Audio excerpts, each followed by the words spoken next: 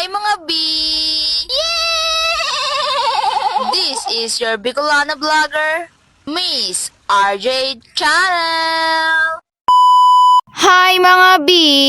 So ang ganap nga ho natin for today's video ay one day food caravan. So bale magatinda lang nga ho kami ng iba't ibang food sa mga napagal mag-zumba dyan. Huy!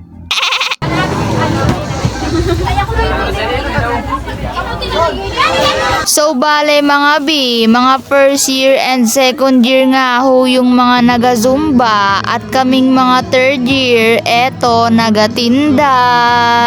At yan nga ho yung mga judges. So bago nga ho kami magbenta sa iba ay may mga judges nga ho muna na magga-judge ng aming product. Kaya kitang-kita naman talaga ang pagka-busy ng mga person na yan. Habang busy nga ho yung iba sa kanilang product, pwede nga ho sila mag-relapse dahil may mga singers ho tayo dito sa gilid.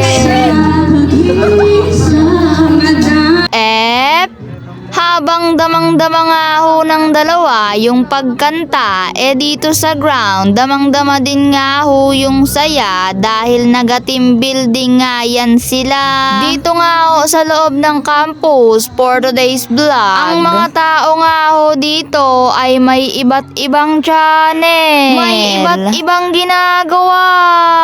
May mga nagadurudalagan.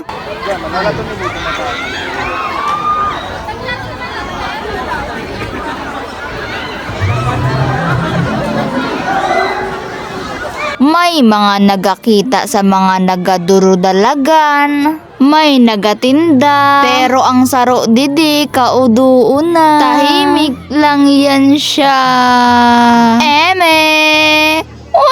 Time check mga B.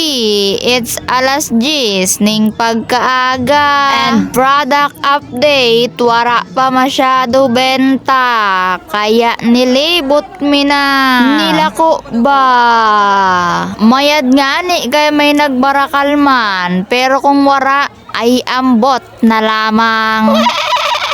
So update mga B hanggang gabi nga ni kita didi. And shout out nga ni sa mga nagbarakal ning kamote di puto. Thank you very big sa Indo. And yadi nga ni ang finish design ng Green Team Honesty.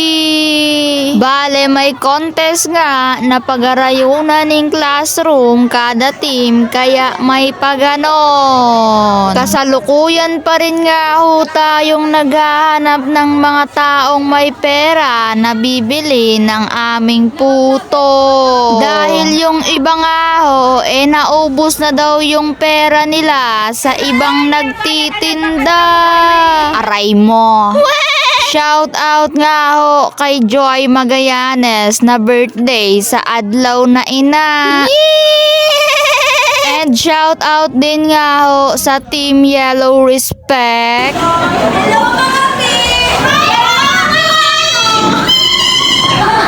And time check mga B, it's 11:36. At paglipas nga ho ng ilang minuto ay arog na sa dikakusog ang uran.